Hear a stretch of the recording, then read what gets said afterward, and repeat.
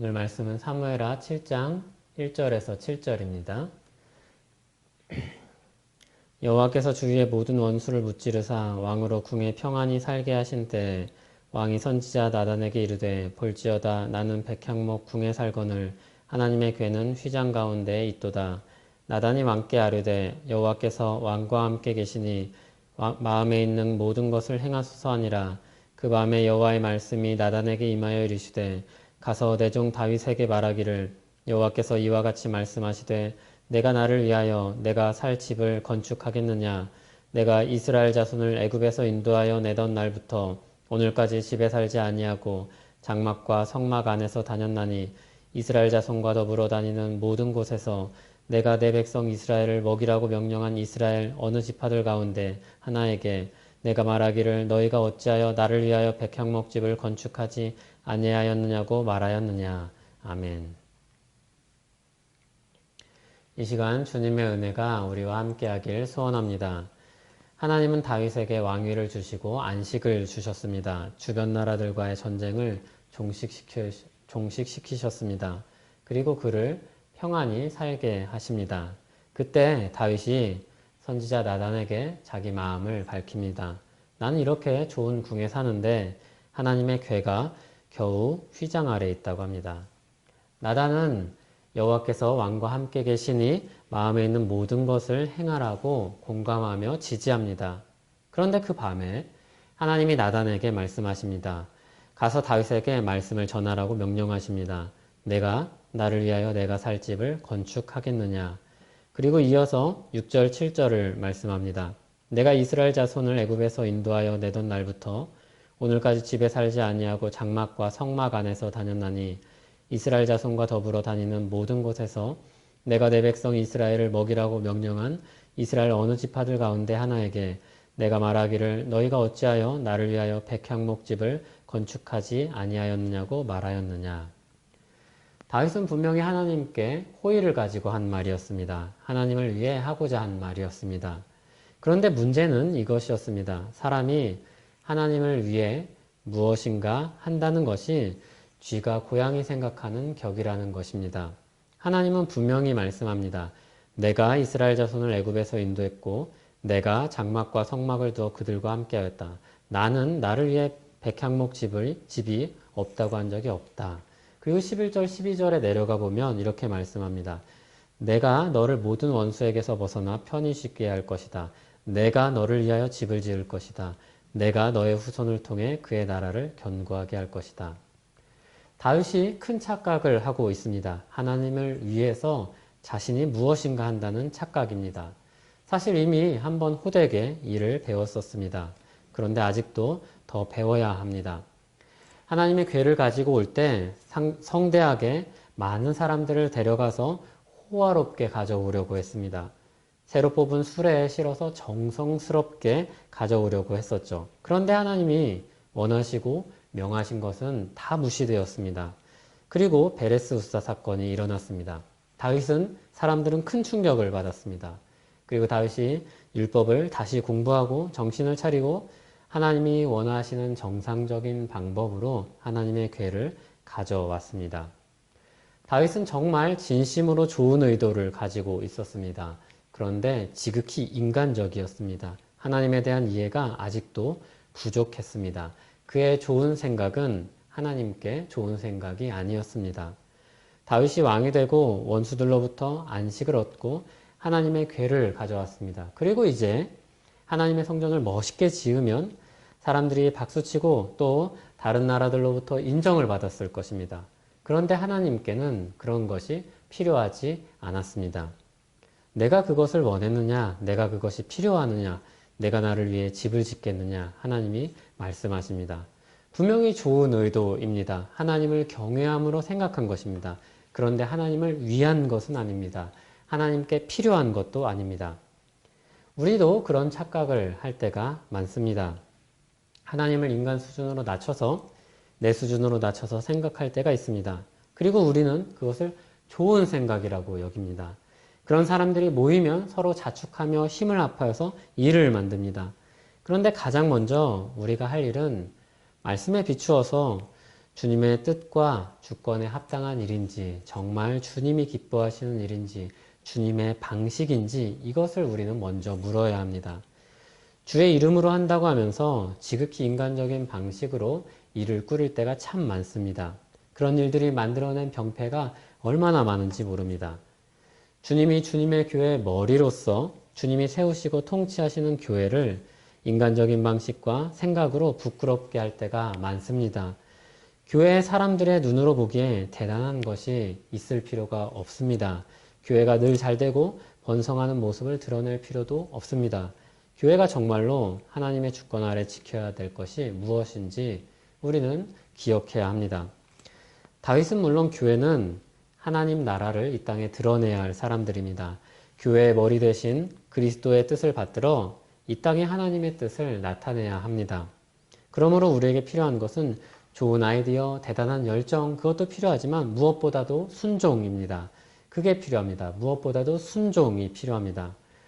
그러면 우리는 무엇에 순종해야 합니까? 무슨 일을 먼저 해야겠습니까? 가장 먼저 우리는 하나님에 대해서 끊임없이 알아가야 합니다. 다윗과 같이 착각하지 않기 위해서 하나님에 대해서 더 알아가야 합니다. 어떤 사람은 이렇게 말할 수 있습니다. 제가 웨스트민스터 신앙고백서도 다 알고요. 무슨 신앙고백서도 배웠고 이 해설서도 읽었고 저 해설서도 읽었습니다. 그런데 그러면 하나님을 다 압니까? 하나님의 존재가 그렇게 해서 다 알 수 있는 존재입니까? 우린 하나님 앞에서 하나님을 알매 있어서 늘 겸손해야 합니다. 게다가 그 지식이 우리 삶을 지배하지 않는다면 아직 성경이 가르치는 하나님을 아는 지식에서 한참 멀리 있는 것입니다. 하나님을 정말로 안다면 마치 가까운 사람을 아는 것처럼 이 사람의 성격에 따라서, 이 사람의 먹는 스타일에 따라서, 옷 입는 스타일에 따라서 맞춰줄 수 있는 것처럼 하나님의 주권에 따라서 우리의 예배, 우리의 찬양, 우리의 기도, 여타 모든 것들을 바꿀 것입니다. 하나님을 그렇게 알고 있습니까? 여러분의 삶이 말씀을 통해 여러분의 삶이 말씀을 통해 주관받고 있습니까? 그러므로 우리는 질문을 바꿔야 합니다. 하나님을 안다는 것이 아니라 하나님을 얼마나 아는지, 얼마나 하나님의 말씀을 따라서 살아가는지 이것을 물어야 합니다. 하나님께 순종하면서 사는지를 물어야 하는 것입니다. 그러므로 가장 먼저 우리가 해야 될 것은 하나님에 대해서 알아가는 것입니다. 그리고 그 주권 아래서 살기로 힘써야 합니다. 에베소서 4장 13절에 보면 이런 말씀이 나옵니다. 우리가 다 하나님의 아들을 믿는 것과 아는 일에 하나가 되어 온전한 사람을 이루어 그리스도의 장성한 분량이 충만한 데까지 이르리니. 왜 이렇게 성경이 하나님을 아는 것에 많은 관심을 두고 많은 요구를 하고 있습니까? 하나님을 알 때 우리가 경거망동하지 않고 우리가 순종할 수 있기 때문입니다. 그리고 그 안에서 우리가 주님의 교회로서 자라날 수 있기 때문입니다. 에베소서 4장 16절을 보면 그에게서 온몸이 각 마디를 통하여 도움을 받음으로 연결되고 결합되어 각 지체의 분량대로 역사하여 그 몸을 자라게 하며 사랑 안에서 스스로 세우느니라 이렇게 말씀합니다. 주님은 우리를 홀로 두지 않으시고 홀로 세우지 않으시고 교회로 세우십니다. 함께 자라나게 하십니다. 교회를 떠나서 그래서 신앙생활을 할 때 생기는 맹점이 바로 이것입니다. 교회가 괜찮아서, 교회가 대단해서, 교회에 좋은 사람이 많아서, 교회에 능력 있는 사람이 많아서 교회로 모이는 게 아닙니다. 교회는 연약할 때도 있고 불의할 때도 있고 그런 사람도 많고 또 영 못마땅할 때도 많습니다. 그런데 교회를 세우시는 주권이 하나님께 있음을 믿고 주님이 함께 세워가심을 기대하며 우리는 교회로 모이는 겁니다. 그렇게 함께 주님을 알아가는 것입니다. 전인격적으로 경험적으로 주님을 알아가는 것입니다.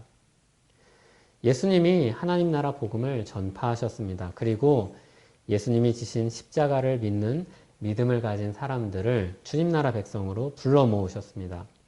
예수님을 믿는 사람들, 예수님을 주로 삼는 사람들, 예수님께 자신의 주권을 맡긴 사람들, 이 사람들이 바로 교회입니다.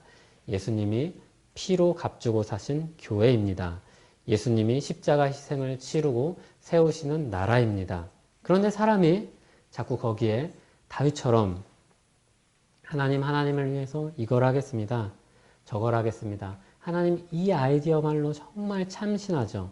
이 생각은 어떤가요? 그동안 불편하셨죠? 이런 말을 하고 착각을 합니다. 내가 주님을 위해서 주님의 교회를 세울 수 있다는 그런 착각을 합니다. 주님이 이렇게 삐걱거리고 연약해 보이는 교회를 세우시는 주권자라는 사실을 잊어버립니다. 그리고 실수를 하는 거죠. 주님이 십자가로 값주고 사신 여러분, 우리 각 사람에 대한 이야기를 하고 있는 겁니다. 주님이 우리 각 사람을 세우실 것입니다. 홀로 세우시지 않으시고 함께 자라나게 하실 것입니다. 우리는 함께 자라나면서 하나님이 얼마나 강력한 주권자이신지, 얼마나 높은 지혜자이신지 배우게 될 것입니다. 하나님의 주권에 대해 가슴 깊이 느끼게 될 것입니다. 그래서 많은 신앙 선배들이 그런 고백을 말년에 많이들 하는 겁니다. 난 한 것이 아무것도 없는데 다 하나님의 은혜라. 뒤를 돌아보니 수많은 변수가 있었고 위험 요소가 있었고 내 연약함도 있었고 부족함도 있었는데 교회를 주님이 세우셨음을 보았기 때문입니다.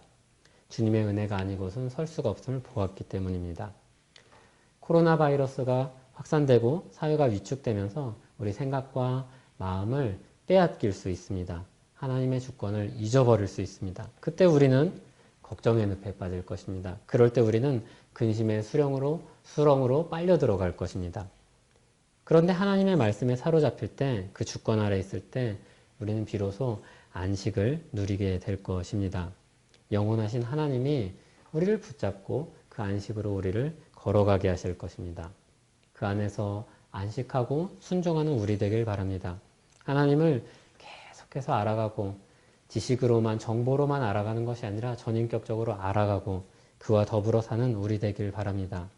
교회로 모여 하나님을 예배하고 서로 사랑하며 또 각자의 자리에서 세상의 소금과 빛으로 사는 저와 여러분 되길 바랍니다. 기도하겠습니다. 하나님, 우린 참 연약합니다.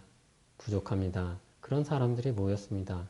그러나 주님이 주님의 교회를 세우실 줄 믿사오니 주님의 주권을 의지하오니 주님 주 안에서 우리가 같이 자라나게 하여 주시옵소서. 주님을 배우게 하시고 주님의 역사를 만지게 하여 주시옵소서. 예수님의 이름으로 기도합니다. 아멘.